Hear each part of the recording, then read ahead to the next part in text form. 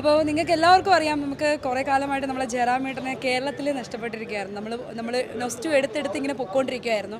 So ആ pan Indian ആക്ടറിനെ നമ്മുടെ മലയാളത്തിലേക്ക്, നമ്മുടെ കേരളത്തിൻ്റെ സ്വന്തമായിട്ട് എബ്രഹാം ഓസ്ലർ എന്ന് പറയുന്ന മൂവിയിൽ അത് സാധ്യമായിരിക്കുകയാണ്.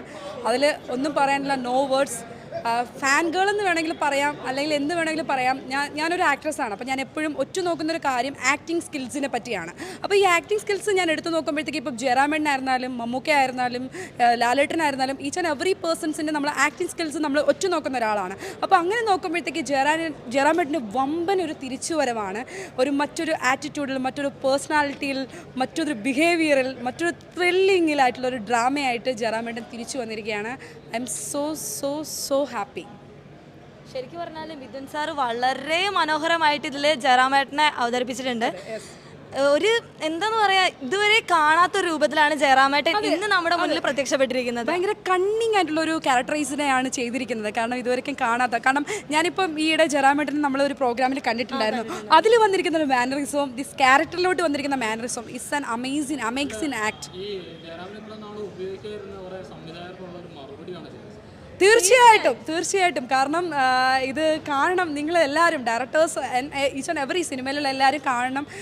കാരണം ജയറാം എന്ന് പറയുന്ന അസാധ്യ നടൻ എങ്ങും പോയിട്ടില്ല, നമ്മുടെ കൂടെ തന്നെ ഉണ്ട് എന്നുള്ളത്. നമ്മുടെ നേര് മൂവി വന്നപ്പോഴത്തേക്ക് ലാലേട്ടനെ പറ്റി പറഞ്ഞതുപോലെ, ലാലേട്ടൻ്റെ ഒരു അസാധ്യ തിരിച്ചു വരുമെന്ന് പറഞ്ഞ പോലെ എല്ലാവർക്കും അവരുടേതായ സ്കില്ലുണ്ട്. ബട്ട് അത് കൊണ്ടുവരേണ്ടതും പ്രസൻറ്റ് ചെയ്യേണ്ടതും എന്താ പറയേണ്ടത്, അത് നമ്മളിന്ന് എക്സ്പീരിയൻസ് ചെയ്തു.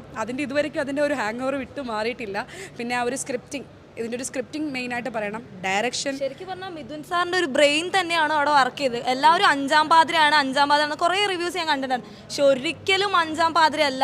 അത് വിചാരിച്ച ഒരാളും തിയേറ്ററിലേക്ക് വരണ്ട. ഒരു അടിപൊളി എക്സ്പീരിയൻസ് ആയി. ശരിക്കും ഓരോ സീൻ കാണുമ്പോൾ നമുക്ക് തന്നെ കൈയടിക്കണം, അല്ലെങ്കിൽ രോമാഞ്ചം വന്നുകൊണ്ടിരിക്കുകയായിരുന്നു. ഇവിടെ ഒരു കൺക്ലൂഷൻ ഉണ്ടാക്കിയിട്ടുണ്ടായിരുന്നു. കാരണം അഞ്ചാം പാതിര, ആറാം പാതിര, മിഥുൻ മാനുവൽ ഇനി ഇതിൻ്റെ ഒരു കോപ്പി റൈറ്റിംഗ് ആയിരിക്കും, അതേ സെയിം വെയിലായിരിക്കും ചെയ്യുന്നത്. ഇറ്റ്സ് നോട്ട്, ഇതൊരു മാജിക്കൽ എക്സ്പീരിയൻസ് ആണ്, മാജിക്കൽ സ്ക്രിപ്റ്റിംഗ് ആണ്, മാജിക്കൽ ത്രില്ലിംഗ് ആണ്. കാരണം നമ്മൾ ഓരോ സീൻ കഴിയുമ്പോഴും നമുക്കുണ്ടാവുന്ന മുൾമുനയിൽ നിർത്തിച്ചുകൊണ്ടാണ് അത് ചെയ്തുകൊണ്ടിരിക്കുന്നത്. അവരൊന്നും പറയാനില്ല. പിന്നെ നമ്മൾ ഉദ്ദേശിച്ച ആ ഒരു ട്വിസ്റ്റ്, ആ ഒരു മാജിക്കൽ പേഴ്സൺ, ആ ഒരു ഹൈഡിങ് പേഴ്സൺ, ആ ഒരു പേഴ്സണെ ഇൻട്രൊഡ്യൂസ് ചെയ്തിരിക്കുന്നത്, ആ ഒരു സീൻ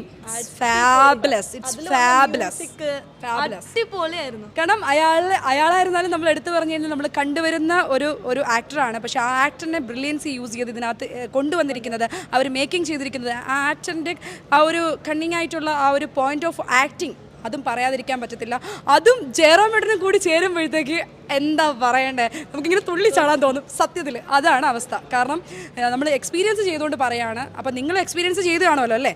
അപ്പോൾ അത് വേറൊരു എന്താ പറയണ്ടേ, നമ്മൾ ട്രെയിലറിൽ കണ്ട പോലെ തന്നെ നമുക്ക് ഇതിലും ആ ഒരു എക്സ്പീരിയൻസ് ചെയ്യാൻ പറ്റി. ട്രെയിലറിൽ അവരിട്ടിരിക്കുന്ന പോയിന്റുകളെല്ലാം നമുക്കിതിൽ അസാധ്യമായിട്ട് കാണാൻ പറ്റി. എപ്പോഴും ഒരു സിനിമയിൽ നമുക്ക് കാണുന്നത് ട്രെയിലറിലും ടീസറിലും നമ്മളെല്ലാം പ്രതീക്ഷിക്കും, പക്ഷേ നമുക്കൊരു തിയേറ്റർ എക്സ്പീരിയൻസ് നമുക്ക് വളരെ ഇതായിട്ട് നമുക്ക് ലോ ആയിട്ട് തോന്നാറുണ്ട്.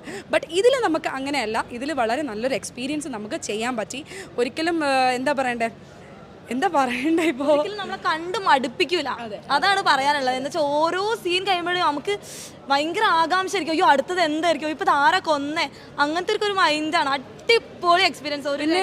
അതെ. പിന്നെ അനശ്വരയുടെ ആക്ടിങ് എടുത്തു കഴിഞ്ഞാൽ അനശ്വരയെ നന്നായിട്ട്, അനശ്വരയുടെ ആക്ടിങ് ആ ഒരു ഫ്ലോലെസ് ആയിട്ടുള്ള ഒരു ആക്ടിങ് ആയിരുന്നു. അത് നമുക്ക് തന്നെ ഫീൽ ചെയ്യുന്നുണ്ടായിരുന്നു. ഒരു നൊസ്റ്റാൾജിയ എല്ലാം all in all it's amazing. ഓരോ പേഴ്സൺസിനും ഓരോ ആക്ടിങ്ങിൽ എടുത്ത് വെച്ചിരിക്കുന്ന കാസ്റ്റിംഗ് ഈസ് ഇമ്പോർട്ടൻ്റ് ആണ്. സിനിമയ്ക്ക് എപ്പോഴും കാസ്റ്റിംഗ് ഫെയിലായി കഴിഞ്ഞാൽ അത് എല്ലാം പൊളിയുമെന്നാണ് പറയുന്നത്. പക്ഷേ കാസ്റ്റിംഗ് ഇറ്റ്സ് സൂപ്പർ കേട്ടോ. ഇപ്പം അർജുൻ നന്ദകുമാർ, സൈജു ചേട്ടൻ ആൻഡ് ജഗദീഷ് ചേട്ടൻ ആൻഡ് എവറി പേഴ്സൺ എല്ലാവരും നന്നായിട്ട് ചെയ്തിട്ടുണ്ടല്ലോ. ഓരോരുത്തരെയും ഇപ്പം കുടിയനായിട്ട് അഭിനയിച്ച ആ പുള്ളിക്കാരനായിരുന്നു. നമുക്ക് എടുത്ത് നമ്മുടെ മനസ്സിൽ നിന്ന് പോകുന്നില്ല. നമ്മളൊരു സിനിമ കണ്ടിറങ്ങുമ്പോൾ സാധാരണ നമ്മുടെ മനസ്സിൽ നിന്ന് അതിങ്ങനെ അലിഞ്ഞു പോകും. പക്ഷേ ഇതിങ്ങനെ മനസ്സിൽ തന്നെ ഓരോരുത്തരിങ്ങനെ തങ്ങി നിൽക്കുവാണ്, അത് പോകുന്നില്ല. എന്താ പറയണ്ടത്, നല്ലൊരു സസ്പെൻസ് ത്രില്ലർ, ഒരു നൈറ്റി മൂഡി ഒരു മൂവി ആയിരുന്നു. ഭയങ്കര എക്സ്പീരിയൻസ് ആയിരുന്നു.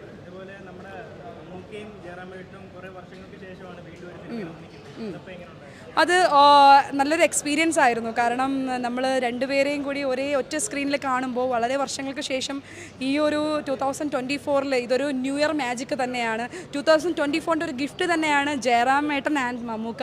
ഒന്നും പറയാനില്ല. രണ്ടുപേരും ഒരേ ഫോഴ്സിൽ ഒരേ സ്ക്രീനിൽ നേർക്കുനേർ എന്ന് പറയും പോലെ നമുക്ക് തോന്നി. ബട്ട് നമുക്കൊരിക്കലും അവരെ കമ്പയർ ചെയ്യാൻ പറ്റില്ല. കാരണം രണ്ടുപേരും എക്സ്ട്രോണറി ആണ്. കാരണം ആരാണ് വില്ലൻ ആരാണ് നായകൻ എന്നുള്ള ഒരു എക്സ്ട്രോണറി ആക്ടിങ് അതിൽ കൊണ്ടുവന്നിട്ടുണ്ട്. So it's super.